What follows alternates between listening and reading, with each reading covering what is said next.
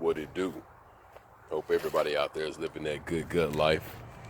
I got a request to show someone what it was like, or more so how easy it is to start seeds from scratch. So today we're going to be going over a few utensils we're going to be using and everything you're going to need or don't need to make this happen. And you'll be surprised how simple it is. Follow along. Starting out, you want to make sure you have a good container to start it in, or really just anything. We got two different options here. We have a seed tray, 12 cells in it, water tray on the bottom, and the humidity dome. And on the other hand, we have a food tray. A little depth to it, as you can see. It came from Edwards. Used to have chicken breast in it, well, chicken tenders. As long as it can hold dirt, it'll work. Next up, you need your grow medium. Here we have soil, all-purpose soil. It can be any kind. Well, not any kind. Make sure it doesn't have too much fertilizer in it. You don't want it to burn your seeds as they're sprouting up. Nextly, you have seeds. You got to know what you're planting, right? For today's variety, we're going to go with a Janosik. It is a yellow meat watermelon. It's supposed to be really sweet.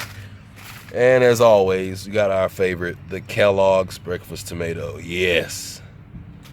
And last but not least, we have some Cherokee wax yellow bush beans. This is my first time growing these. Should be interesting. And last but not least, agua. You gotta have that walla, as baby Jesus would say.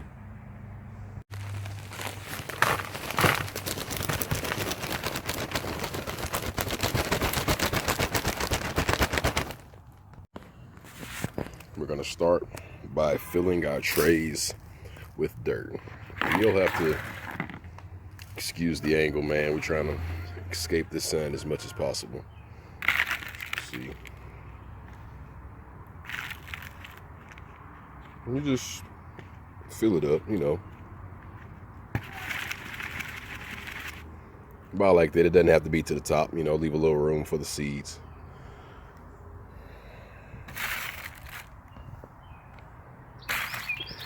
And then we come to our seed tray.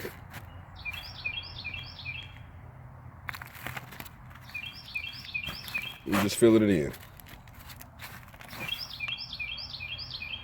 And the dirt.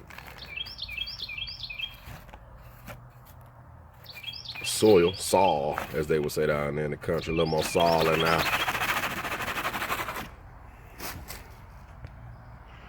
Look like we're off to a good start. Now that we have our grow medium set up, you can take any little thing, make a few indentions, or in the essence of, let's say, tomatoes, we can sprinkle our seeds out. We're supposed to be making this simple, right? I got enough tomatoes as it is, so I'm not spreading too many. But as you can see, you know, we just toss them out there. And you give them all a little push. There we go. And then we come back with a little bit of young. There we go. We cover them up with a little of that young. Look at that. Magic. For the beans, we'll take a bit of a different approach. Take a small stick, probably some a little smaller than this.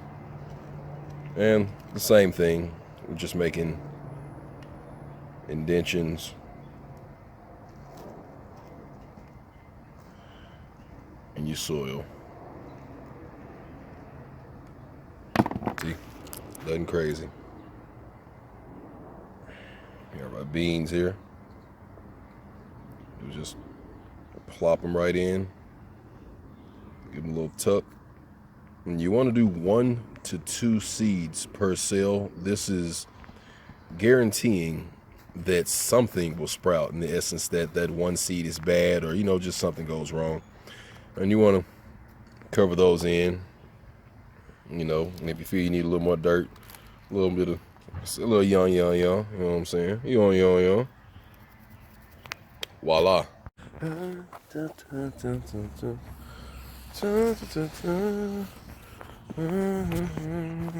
Think I need a new water hose. Last but not least, you gotta hit them with the split shack.